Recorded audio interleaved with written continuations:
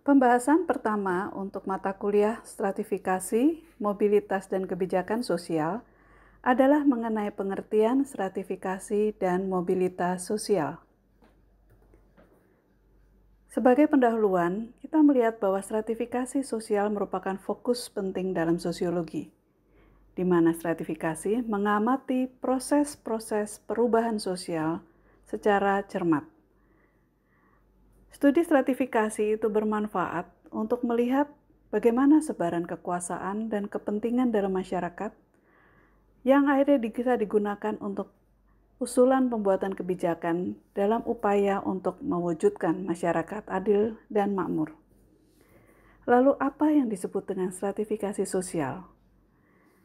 Dalam buku pengantar sosiologi oleh Profesor Kamanto Sunarto, disebutkan bahwa stratifikasi merupakan pembedaan anggota masyarakat berdasarkan status yang dimilikinya.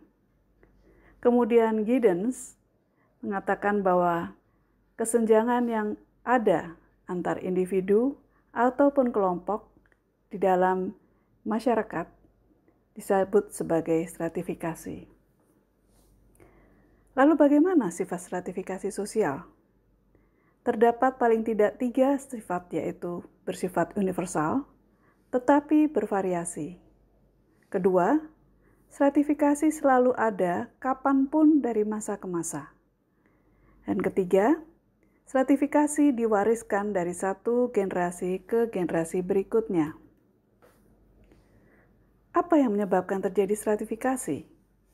Davis dan Moore mengatakan bahwa adanya fungsi status untuk menunjang kesinambungan sebuah masyarakat.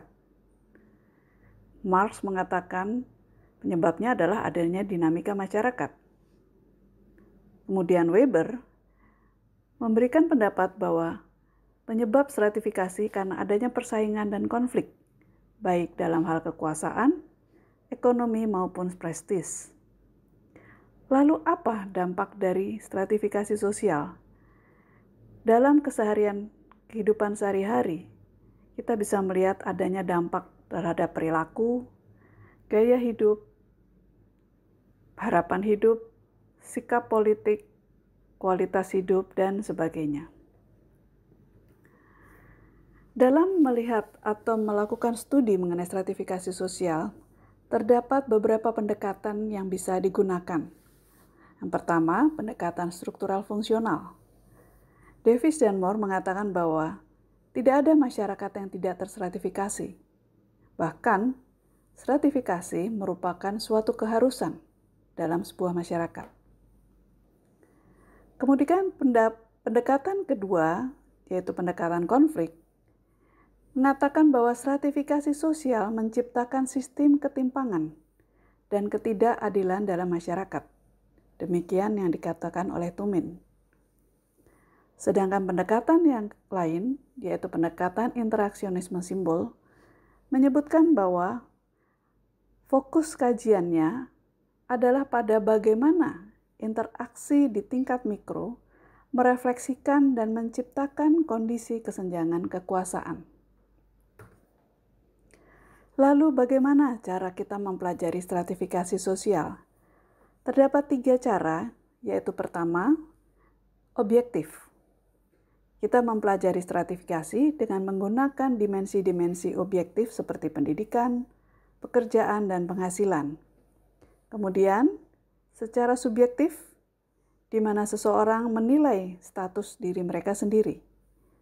Dan yang ketiga adalah secara reputasional, di mana seseorang menilai status orang lain. Bahasan selanjutnya adalah mengenai mobilitas sosial. Mobilitas sosial didefinisikan sebagai pergerakan, biasanya pergerakan individu atau kelompok, dari satu posisi sosial ke posisi sosial yang lain, dalam masyarakat yang terstratifikasi. Lalu mengapa kita perlu mempelajari kajian mobilitas sosial?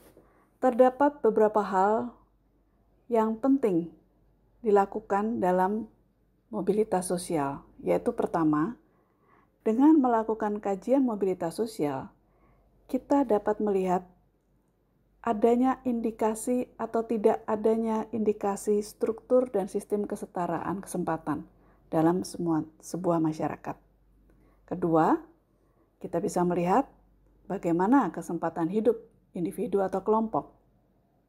Ketiga, dengan mempelajari mobilitas sosial, kita bisa melihat bagaimana keterbukaan sebuah masyarakat. Selanjutnya, kita juga dimungkinkan untuk mengidentifikasi dan menganalisis faktor-faktor yang berpengaruh terhadap mobilitas sosial vertikal. Kemudian, kajian mobilitas juga bisa memungkinkan kita untuk menganalisis isu keadilan sosial. Dan yang terakhir, dengan adanya kajian yang komprehensif mengenai mobilitas sosial, peneliti dimungkinkan mengkaji dan memberi usulan kebijakan sosial yang mendukung mobilitas sosial. Kebijakan-kebijakan seperti apa yang diharapkan? Kebijakan yang diharapkan adalah kebijakan yang bersifat inklusif, yaitu adanya inklusi sosial dalam hal mobilitas vertikal yang disponsori oleh negara, adanya kuota baik dalam pendidikan, pekerjaan, dalam parlemen, dan sebagainya. Lalu kalau kita lihat berdasarkan strata, secara vertikal, kemudian secara horizontal, dengan memperhatikan aspek gender, suku, agama, etnis, dan sebagainya.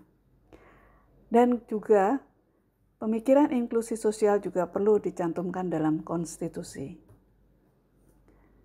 Nah, beberapa kebijakan yang bisa dilakukan dan sudah dilakukan untuk mengurangi ketidaksetaraan, yaitu berupa hak atas kesempatan yang sama, pemerataan pendapatan, program pembangunan seperti pemberian kredit UKM, subsidi, dan juga pajak progresif. Demikian ulasan singkat mengenai pengertian, stratifikasi, dan mobilitas sosial. Saya ucapkan terima kasih atas perhatian saudara-saudara sekalian. Sampai bertemu pada sesi berikutnya.